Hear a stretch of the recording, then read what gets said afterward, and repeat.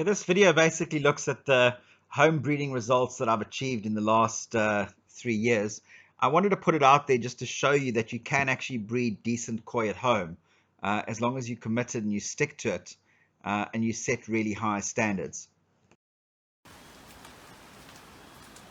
Okay, so this is my koi breeding setup. It's essentially my spare ponds. There's about 12 or 13,000 litres between these 4 ponds and the filter system. So it's not a really big setup. Often the fish that I want to sell on, or that I bring in that I want to sell, I do from these ponds. So I had this setup built. I think it's pretty decent for a backyard kind of spare pond setup. At the moment we're suffering from massive water issues in Cape Town, so I'm literally using these ponds to fill my main pond, and you'll see one of the ponds here is completely dry. These others will be dry in the next couple of months, but I've got some fish in these ones here. And then this is the bigger one. I think this holds about 4,000 litres, but you can see because of the drought we're having here, it's empty. And then yeah, the long pond here got some water in it. It's not linked to a filter. There's 1 or 2 fish in it, but I'm just using this as a reservoir at the moment. So all of this water will make its way back into my main pond. But yeah, that's essentially my breeding setup. So I do all the breeding, all the raising in here. Once the babies are big enough, I take them to the main pond, and then they grow up from there. So not a massive system. It's not a koi farm by any stretch, but it's makes for some really nice home breeding, and allows me to have a lot of fun while I experiment and see what I'm going to get out of my different batches that I breed. I've only been really breeding properly for the last 3 years. I started off with Karashigoi, had a successful season with Karashigoi, and then decided to focus on shower, just because it's easier to select shower, and I wanted to have go Sankeys as well that I could put into koi shows. So as we go through this video, I'll take you through some of the results that I've had. I've had amazing results for the first season of Karashigoi. I mean, obviously there it's so easy to select the babies out. You just look for body shape and choose the ones that look really good, and you're off to a really good start. Shower, it's a lot more difficult, but at least you've got the black fry that you can select from first up, so that you know that you're getting shower. It's a lot more difficult to breed in a small setup, the likes of Sankey or Kohaku or anything else. So I've focused on shower, and I've done Karashigoi twice. In fact, the second season of Karashigoi was Karashi cross Yamabuki Ogon, and I got some really big Yamabuki Ogons and metallic koi out of that. But this season I haven't bred, just because of the water shortages we're having in Cape Town. As I said, all of these ponds will be dry in the next little while. I'm going to start trucking water in to actually feed my ponds. At the moment I'm even feeding my main pond off of our roof just to get extra water. It really is a problem in Cape Town. So there you see my pond setup, how I'm doing my breeding. I've got a little shed there with all my stuff in it. So this is where I do all my koi playing and have lots of fun. Okay, I'm going to take you guys off to the main pond now, so you can see the main pond where I grow the fish up in, and where I keep my bigger fish. Okay, so this is my main pond. It's about 24,000 litres. It's not that deep. It's about 1.2 meters deep to 1.4 meters deep. But not deep, but it's got a big surface area, and the fish have done really well here. So they've grown really big. I've got some big ones here. The biggest is possibly about, gosh, just over the 80 centimeter mark. But yeah, they've been doing well. I've got 2 enormous bucky showers, one on the left hand side, one on the right. That's where I feed the water back through when it comes from my filter system that's at the back. There you can see the filter chambers. I've got a Buddha there. I just turned him to the side because I've taken the net off. I've got a pond net to make sure they don't jump out. But 2 big bucky showers. I've essentially got 4 trays of bucky showers with tons and tons of actually coldness and biomedia in there that I'm using. I've also got oyster shells in there as well. So lots of filtration, and then 4 vortexes at the back. So this is my main pond, 24,000 liters. I grow the fish up in here. I've possibly got way too many fish in here at the moment. I'm actually going to cut back just because of the water shortages we're having. I want to bring down the load on the system. You can see there's lots of foam on the water, so obviously that's also caused by feeding, by me not flushing as often as I could. At the moment I'm feeding, as I said, off the roof just to make sure that I get water into the pond. I'm going to be trucking water in soon as well. There you can see some of the fish. Many of these that you're seeing at the moment, that shower in the middle is actually a homebred. You see a big karashigoi. There's more sankies there. Here's a metallic, also homebred, coming down the middle. So I'm really happy with what I've got here at the moment. There's a big karashigoi homebred as well. The bulk on that thing is just incredible. It's pushing about, gosh, that's about 60 odd centimeters now, and it's just on 3 years old. So yeah, so that's my main pond, and that's it in terms of water and structure that I've got for breeding. I don't have anything else. I don't have mud ponds. I don't set up any other ponds necessarily. I've got 2 green tanks that I sometimes put up to breed Daphnia in, which is quite important in the process of raising fish. So I do bring the Daphnia ponds up in springtime. Well, actually started in winter, but this season, because I haven't bred, I haven't used them at all. But for me, the important thing is just to keep this pond going in the next couple of months. I mean, we're talking about day 0 in Cape Town, where literally somewhere in the month of April there'll be no water through the taps at all. So I'm getting a borehole system put in with a filtration that I can use for my pond. Yeah, many residents in Cape Town can't even do that. They'll have to queue for water. At the same time, I'm going to buy water in as well to fill the ponds. So yeah, very tricky time, but I've got to keep my main pond going, and I certainly don't want to get rid of my fish. So I'm using my spare ponds as a reservoir and pumping all of that water across into the main pond until it's used up. And as I said, I'm doing little flushes as possible. This is the female I've used, the big female karashigoi. She's used for all my breeding. She's an absolute monster. There's her and her baby in the same shot. Really big female.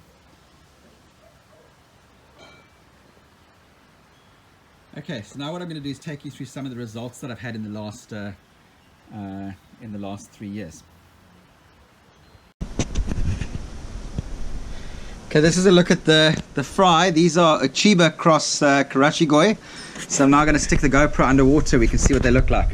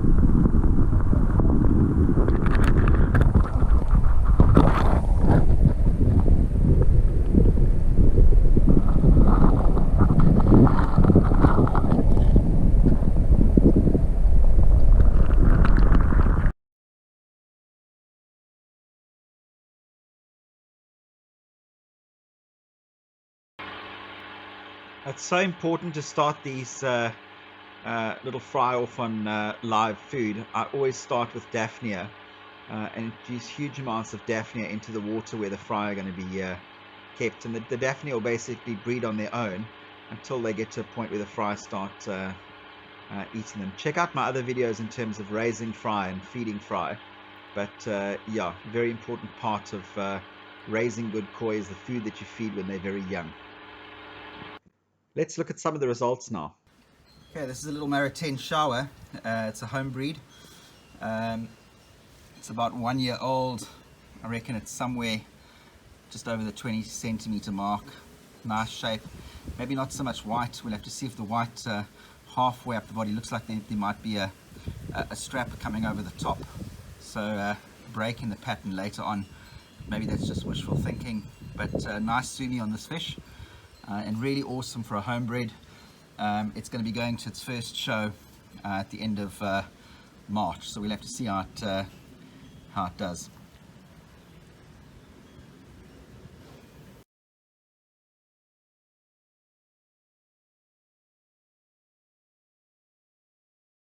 Okay, this is another shower.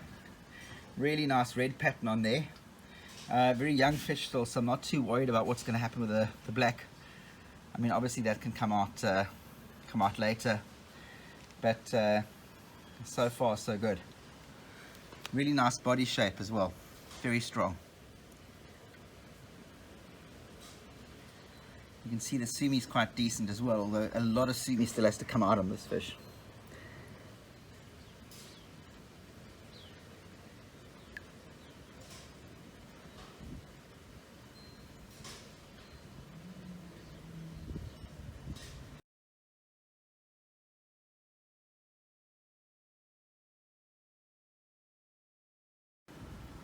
Okay, this shower is from the same batch as the other two. Obviously a lot more developed, much more sumi. Great looking fish. Very, very heavy on the sumi. I'm hoping there's some red tucked away somewhere on the face. But you can see the white's actually quite nice. But really great fish.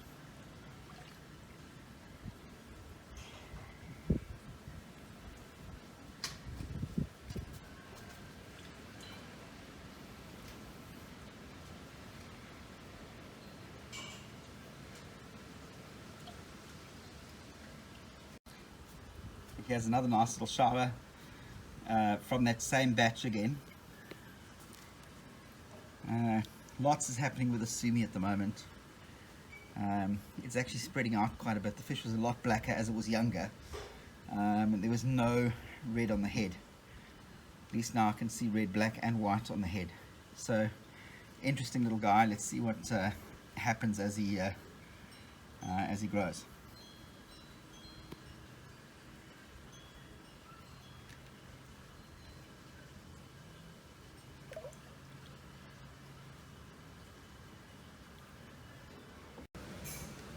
Okay, another great little home breed. You can see nice color balance, nice sumi, lots of potential.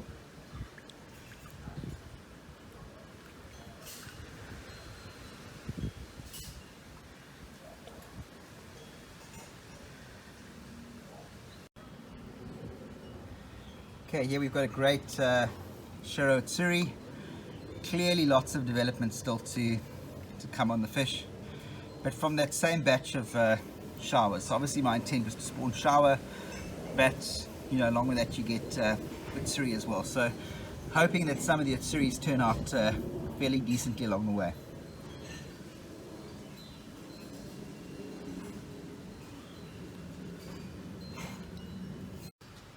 Okay, this is the second one, very similar to the first, maybe a little bit more sumi through already. But yeah, more of the same. Nice body shape.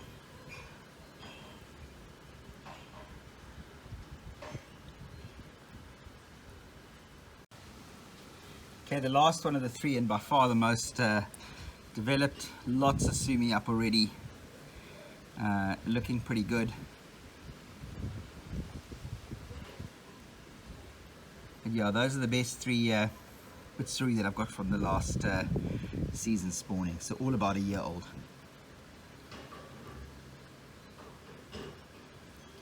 Not sure if this one's maybe got too much black, but he's still quite young, so lots is going to happen still. I decided to show you one more. A little bit of sumi coming through there, but also lots of work still to be done.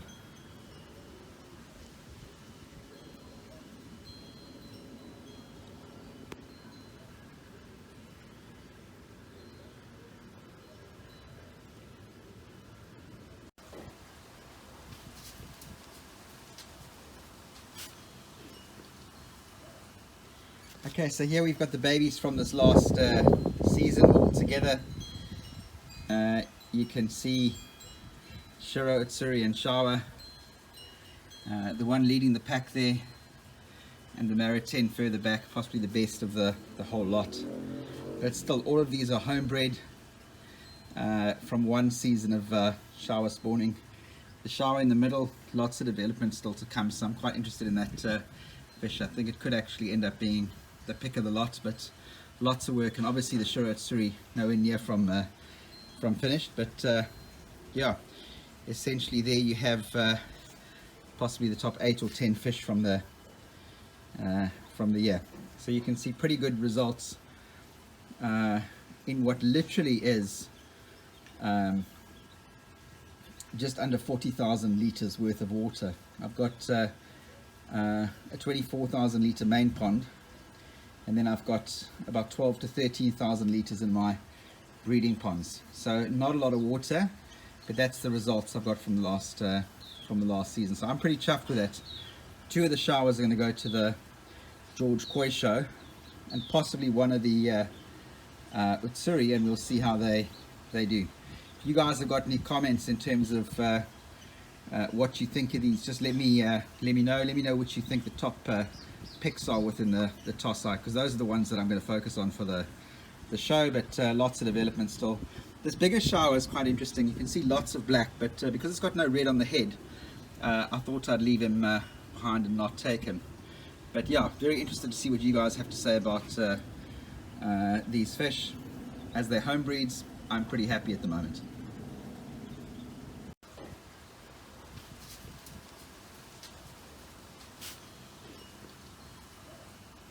Okay, so here we've got the babies from this last season all together.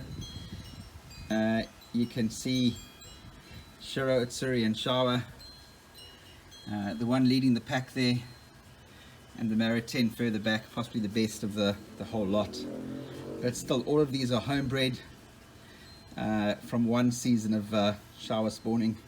The Shawa in the middle, lots of development still to come, so I'm quite interested in that fish. I think it could actually end up being the pick of the lot, but lots of work, and obviously the Shiro Utsuri nowhere near from finished. But yeah, essentially there you have possibly the top 8 or 10 fish from the year. So you can see pretty good results in what literally is just under 40,000 litres worth of water. I've got a 24,000 litre main pond, and then I've got about 12 to 13,000 litres in my breeding ponds. So not a lot of water, but that's the results I've got from the last season. So I'm pretty chuffed with that. 2 of the showers are going to go to the George Koi show, and possibly one of the Utsuri, and we'll see how they do. If you guys have got any comments in terms of what you think of these, just let me know. Let me know what you think the top picks are within the toss eye, because those are the ones that I'm going to focus on for the show. But lots of development still. This bigger shower is quite interesting. You can see lots of black, but because it's got no red on the head, I thought I'd leave him behind and not take him. But yeah, very interested to see what you guys have to say about these fish. As they're home breeds, I'm pretty happy at the moment. Okay, and here you have the bigger shower. So the results from the previous year's breeding. You can see a nice kindai in the middle. The kindai is actually from the previous year. So that's 3 years. The others are around about 2 years, but all home breeds. Really like to know what you guys think of these. Sumi looks really strong.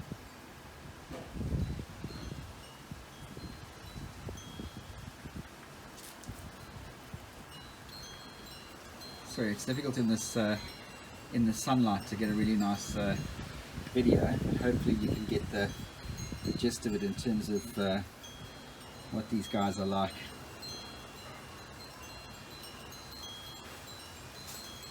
The right hand side there, that shower, looks like the red's still breaking up quite a bit on the shoulder. A lot of work to do. Don't know what's going to happen there.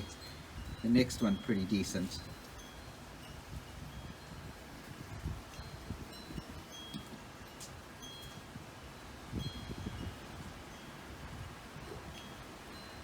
So yeah, tell me what you think. That's along with the Tosai, the collective results from my home shower breeding. Most of these guys seem to be male.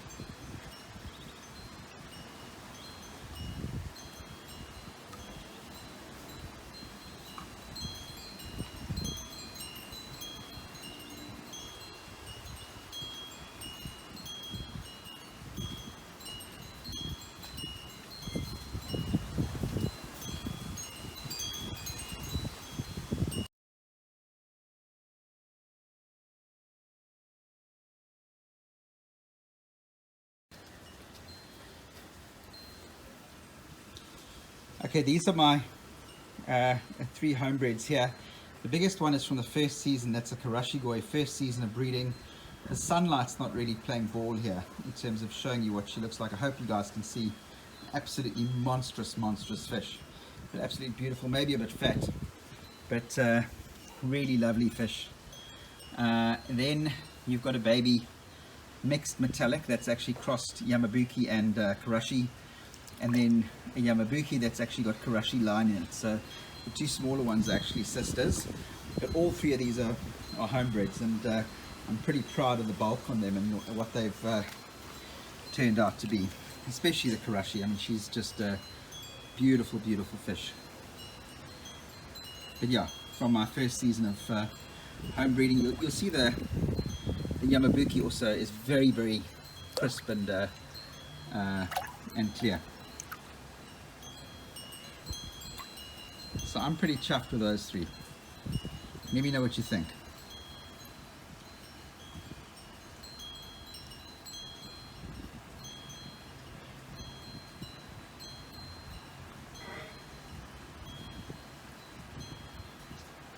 So in here you've actually got a 3-year-old and 2 2-year-olds. Just shows you the growth. I mean, believe it or not, this 60 centimeter, she must be 60, 65, is 3 years old now, and the other 2 are 2 years old. But all from the same line, all originally from one big female Karashigoi that I've still got in my main pond. Some really nice netting and scalation coming on the big Karashi. And there you can see the other 2 as well.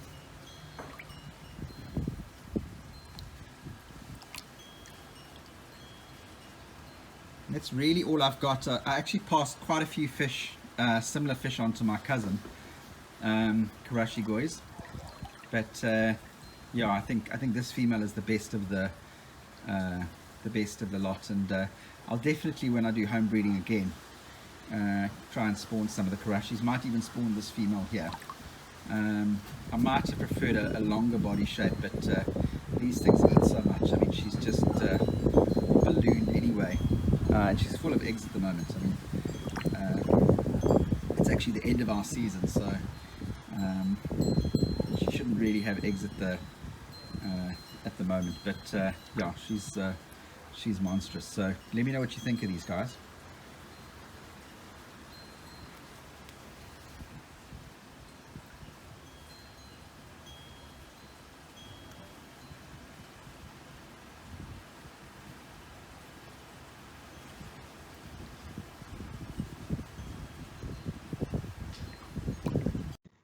Thanks for watching, guys, and please like and subscribe to get my videos when they are released.